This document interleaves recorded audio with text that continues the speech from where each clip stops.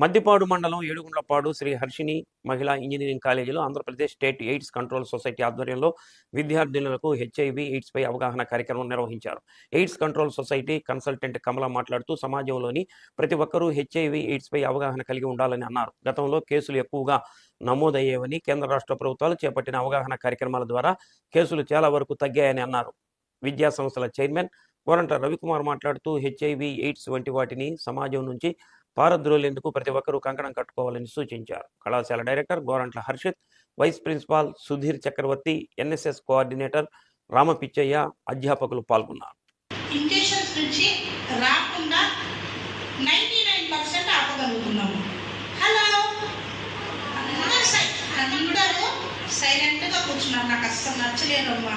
Sir నాకు 10 నిమిషాలు time ఇచ్చాడు. 10 నిమిషాలు మిమ్మల్ని నేను బాగా బూస్టప్ చేయకపోతే బాగుండదు. హలో అందరూ యాక్టివ్గానే ఉన్నారుగా?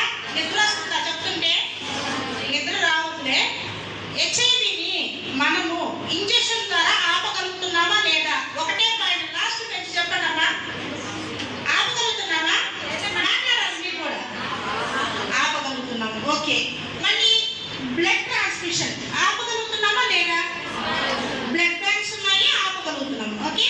సో తల్లికుంటే బిడ్డకి ఖచ్చితంగా ఎట్లాగో ప్రెగ్నెంట్ అయిన తర్వాత 100% హెచ్ఐవి టెస్ట్ చేయించుకుంటారు.